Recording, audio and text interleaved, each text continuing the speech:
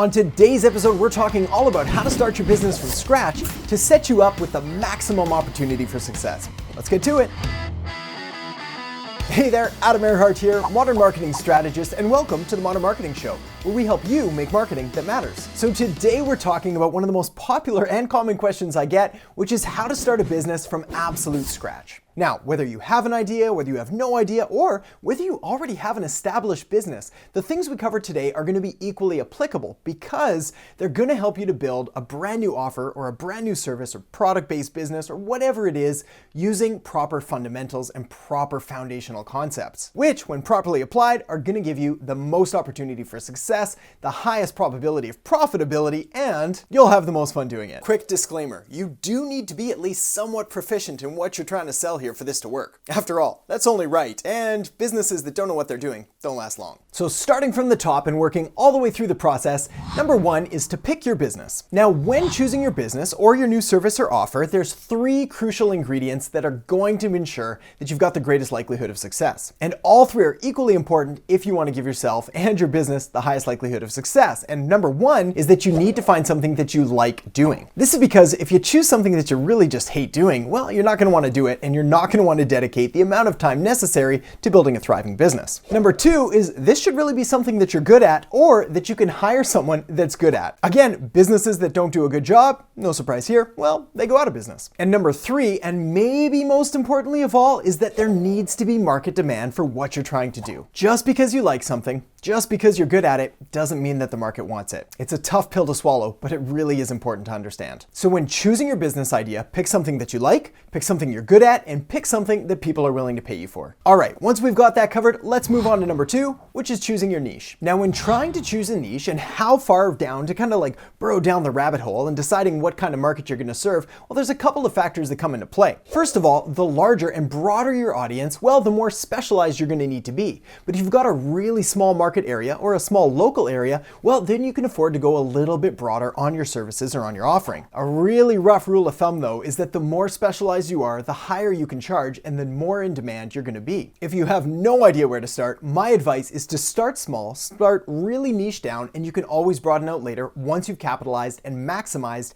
that part of the population. All right, so we've got our business, we've got our niche, it's time to pick our ideal target market. Now, just like we covered before, here you're going to want to start small and get bigger later, but really hone in on exactly who it is you're trying to serve by uncovering their demographic, geographic, and psychographic variables. Now, demographic details are going to be the obvious things like age or gender or occupation or anything like that. Geographic is obviously if you want to target a small local area like a neighborhood, maybe a larger city, maybe an entire state or province, or maybe an entire country, or maybe you want to go international. Again, start small, get big later. And then lastly, you've got those psychographic variables, which are really important to hone in on, and what's really going to enable you to create marketing that matters and messages that resonate with your ideal target market. Psychographic variables are like, what are their attitudes? What are their interests? What behaviors do they have? And when you really get clear about who it is you're trying to serve and their pains and their problems and all the things you're going to be able to help them solve, well, the better you're going to be able to target in on them using some of the advanced targeting options we now have available through all sorts of social media advertising. All right. So now that we've got all that covered, it's time to pick a name for your business. Now,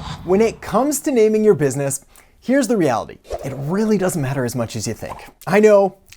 When I first started my business, I went over this again and again. I spent many sleepless nights trying to decide, should I name it after my own name? Should I come up with a catchy name? Should I be really direct and literal? I was all over the map, and I read everything I could get my hands on which way to go. And like most advice, every time that I was swayed one direction, I'd come across another equally convincing piece of content that said, well, no, go this way instead. So after years and years of doing this, the reality is I've uncovered it really doesn't matter as much as you think. Sure, there's benefits to going after your own name, and there's benefits to going after a corporate name or anything like that, but at the end of the day, it's really going to come down to you and your personal preference, as well as where you want to take the business. A couple real quick tips are that using your personal name will make it easier to market and to get your name out there initially, because people like doing business with people more than businesses. But if your plan is on global domination and you want to expand and grow the business, well, then you're going to want to go with a corporate name rather than your personal name, because it's going to allow for greater scalability and greater growth. All right, so now that we've we've got all that covered, it's time to design between 1 and 3 packages. Now, the reason that you want to design 1 to 3 packages is that it's going to make it really clear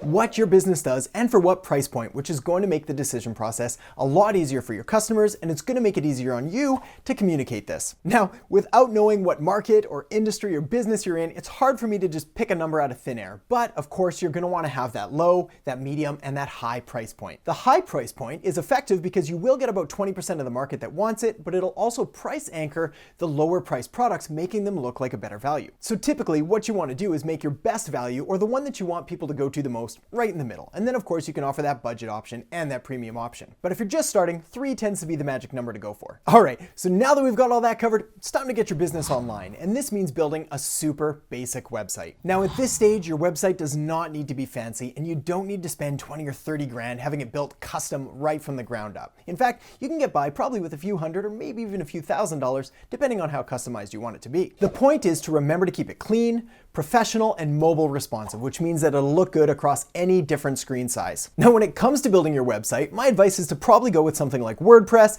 get it professionally hosted, either build it yourself or have a designer do a really basic theme for you.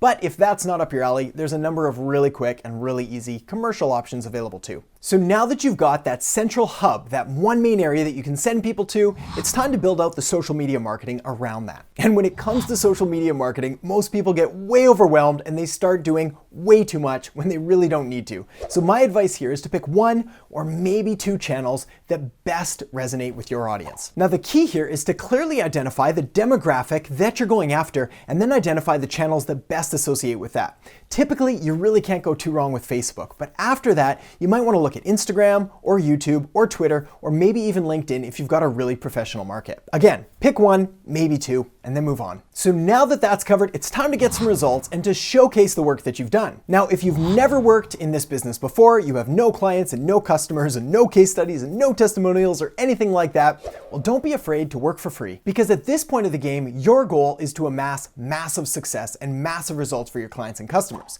And this means you've got to get some results under your belt. So don't be afraid to work for free or work for really cheap to get those few initial case studies and those few initial testimonials, which are going to provide the social proof necessary to grow your business. So now that you've got your business kind of set up, you've got some testimonials and some case studies under your belt, well, it's time to further expand your marketing, and this means beginning some initial outreach. My advice here isn't to sink a lot of money into paid advertising, but rather to leverage the free and organic options available to you, primarily through your personal Facebook page. Yes, I said personal, not business. And the reason you want to do this is multifold. But again, we like doing business with people more than businesses, and you're going to have no greater opportunity for referrals and that initial business than through your friends and family and their network as well. So don't be shy.